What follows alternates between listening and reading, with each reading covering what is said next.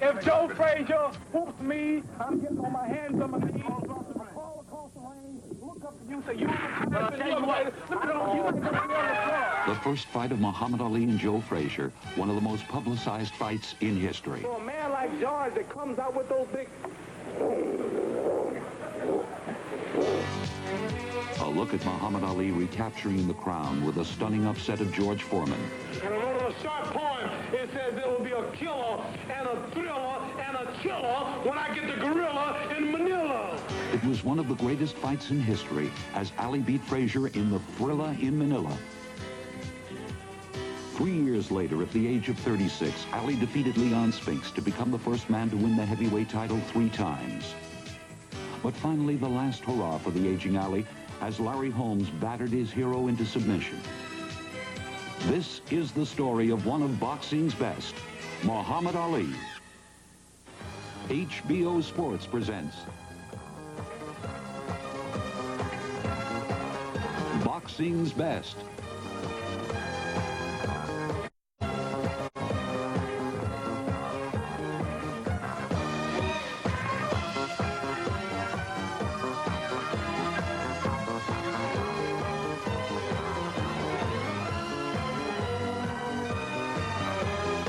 The story of Muhammad Ali.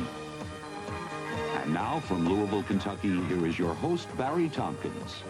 For the next 60 minutes, we're going to be talking about a fighter who grew up on those streets right out there. Not just any fighter, mind you, but the self-proclaimed and maybe, in fact, the greatest heavyweight of them all. But the story started when an 89-pound, 12-year-old kid walked into a gym run by Joe Martin and told a story about somebody stealing his bicycle, and what he wanted to do and what he wanted to get out of life was to beat that kid up. Joe, tell us that story.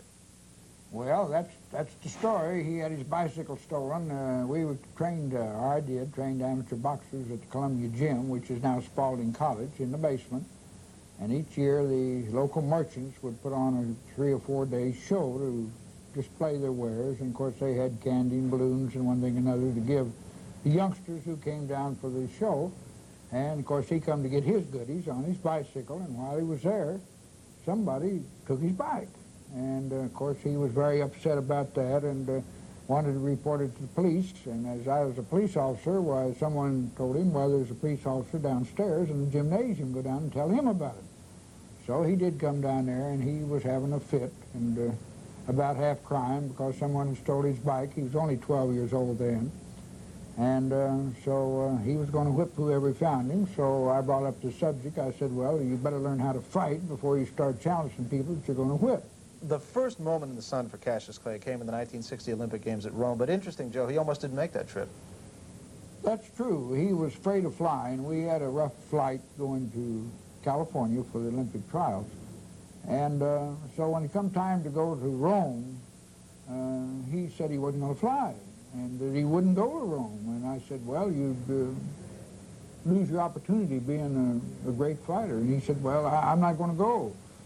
And he wanted to take a boat or something. But anyway, I finally took him out to Central Park here in Louisville, and we had a long talk for a couple of 3 hours. And I finally conned him in and convinced him that if he wanted to be heavyweight champion of the world, that he had to go to Rome and win the Olympics. And of course, that's exactly what happened. Now he not only can take the boat, he can own the boat.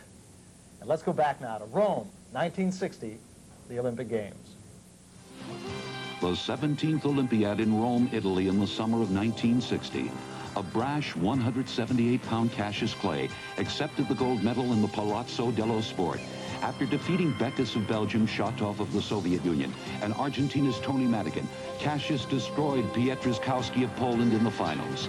His vocal antics out of the ring and his flamboyant style in the ring made the native of Louisville an instant celebrity as he returned to a parade held in his honor. Later, someone tried to take the gold medal from Cassius, and he ended up fighting the man off. This act became so disturbing to the Olympic champion that he decided to throw the medal into the Ohio River, standing on the Jefferson County Bridge in Louisville.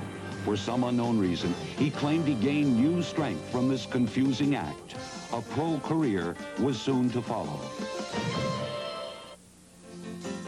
October 29, 1960, the pro debut of Cassius Clay. He had signed a 6-year deal with 10 Louisville millionaires who would receive 50% of Clay's earnings. Tunney Hunsaker would become the first victim of the most charismatic athlete in the history of sports. Weighing only 182 pounds, light for a heavyweight, all Louisville boxing fans turned out to see their young Olympic gold medal winner. He did not disappoint anyone. Supremely confident, young Clay boxed smartly, easily winning his professional debut with a flashy, unanimous decision. After the fight, the search began for a trainer. Archie Moore was chosen over Angelo Dundee, but Cassius soon soured on Moore's over-disciplined training habits, and he was released. At 18, Cassius Clay pondered his future. They think that I am becoming overconfident, but I will never be so overconfident until it would interfere with my training program. I'm gunning for Floyd Patterson and Sonny Liston.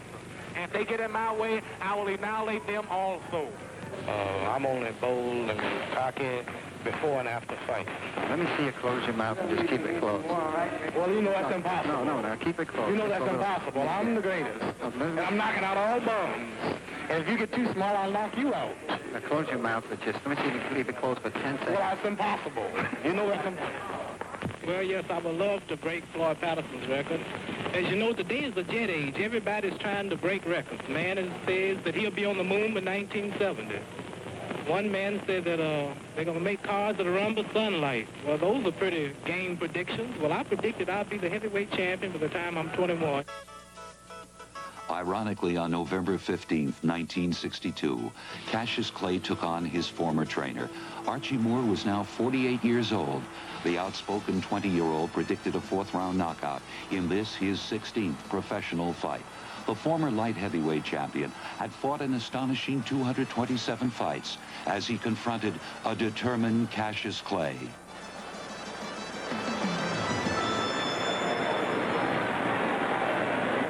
Sharp, stinging punches by Cassius Clay.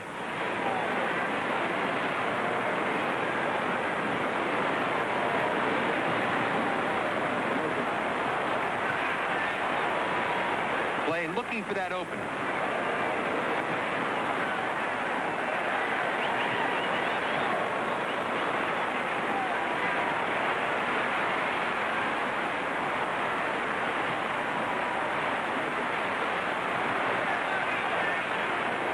Moore pressing forward, trying to get in that one big punch to take Clay out of there.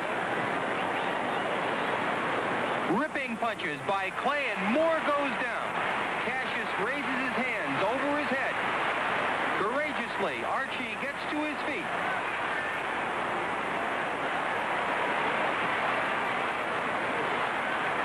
Moore is sent to the canvas again by a barrage of punches.